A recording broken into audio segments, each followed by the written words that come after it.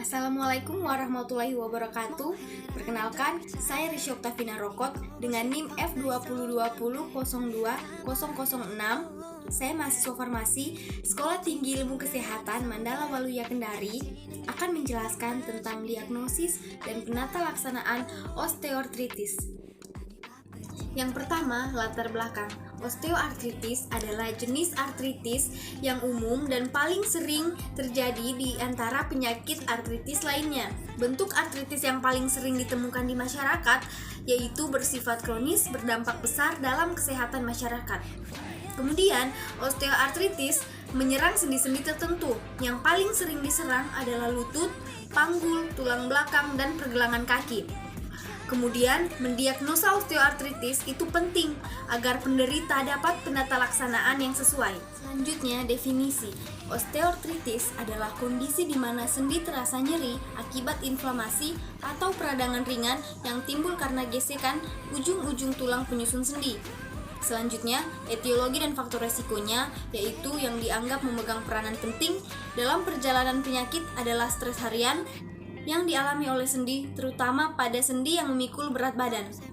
Dan faktor resikonya yaitu usia, jenis kelamin, obesitas, riwayat trauma, aktivitas fisik, dan genetik. Selanjutnya, klasifikasi berdasarkan etiologi ada metabolik, kelainan anatomi, trauma, dan inflamasi. Pada tabel metabolik ada artritis kristal, akromegali, okronosis, hemokromatosis, dan penyakit Wilson. Pada kelainan anatomi ada stipet femoral epiphysis, epiphyseal dysplasias, penyakit Blount, penyakit Lambert, dislokasi koksa kongenital, panjang tungkai tidak sama, deformitas valgus, dan sindroma hypermobility. Pada trauma ada trauma sendi mayor, fraktur pada sendi, bedah tulang, dijas kronis. Pada inflamasi, semua antropati inflamasi, artritis septik. Selanjutnya, klasifikasi osteoartritis berdasarkan lokasi sendi yang terkena. Pada tabel di atas, ada OA tangan, OA lutut, OA kaki, OA koksa atau panggul, OA vertebrata, OA di tempat lainnya, dan OA generalisata atau sistemik. Selanjutnya, gejala klinis. Gejala utama osteoartritis antara lain ada nyeri sendi, kekakuan pada sendi, pergerakan sendi berkurang, dan tanda utamanya adalah yang pertama pembengkakan sendi, krepitasi, nyeri tekan pada perbatasan sendi, instabilitas, berkurangnya luas gerak sendi. Untuk materi selanjutnya akan dibawakan oleh teman saya yang bernama Kartini. Terima kasih. Warahmatullahi wabarakatuh. Saya Kartini dengan stamuk F2020-02001. Saya akan melanjutkan materi PowerPoint dari teman saya. Materi selanjutnya yaitu diagnosis. Diagnosis yang pertama yaitu anamnesis. Contohnya, nyeri dirasakan berangsur-angsur. Yang kedua, tidak disertai adanya inflamasi atau kaku sendi dirasakan kurang lebih 30 menit. Bila terjadi inflamasi, umumnya dengan perabaan hangat, bengkak yang minimal, dan tidak disertai kemerahan pada kulit. Yang ketiga, tidak disertai gejala sintetik. Yang keempat, nyeri sendi saat beraktivitas. Diagnosis yang kedua yaitu pemeriksaan fisik. Contohnya, adanya tanda-tanda inflamasi. Yang kedua, adanya kelemahan pada otot. Yang ketiga, nyeri saat pergerakan atau nyeri di akhir gerakan. Diagnosis yang ketiga yaitu pendekatan untuk menyingkirkan diagnosis lain. Contohnya adanya infeksi. Yang kedua adanya faktor. Yang ketiga kemungkinan keganasan. Yang keempat kemungkinan artritis reumatoid. Diagnosis yang keempat yaitu pemeriksaan penunjang.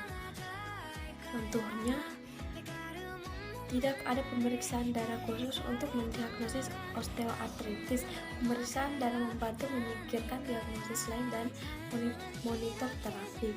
Diagnosis yang kelima yaitu perhatian khusus terhadap gejala klinis dan faktor yang mempengaruhi pilihan terapi atau penata laksanaan osteoartritis.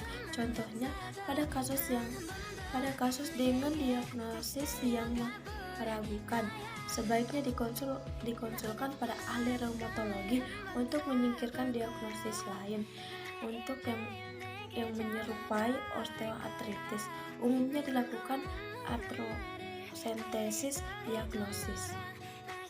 Penata laksanaan osteoartritis tujuan yaitu yang pertama, mengurangi atau mengendalikan nyeri. Yang kedua, mengoptimalkan fungsi gerak sendi. Yang ketiga, mengurangi keterbatasan aktivitas fisik sehari-hari atau ketergantungan kepada orang lain dan meningkatkan kualitas hidup. Yang keempat, menghambat progresivitas penyakit. Yang kelima, mencegah terjadinya komplikasi. Penata laksanaan osteoartritis dibagi menjadi 3 tahap. Tahap pertama yaitu terapi non-farmakologi. Tahap kedua, terapi farmakologi, antaranya pendekatan terapi awal. Yang kedua, untuk osteoartritis segejala nyeri ringan hingga sedang. Yang ketiga, untuk nyeri sedang hingga berat. Tahap ketiga yaitu adanya kecurigaan atau terdapat bukti adanya artritis inflamasi. Yang kedua, adanya kecurigaan atau terdapat bakteri artritis infeksi atau merupakan kasus gawat darurat risiko sepsis tinggi. Evaluasi efek terapeutik dan efek samping obat.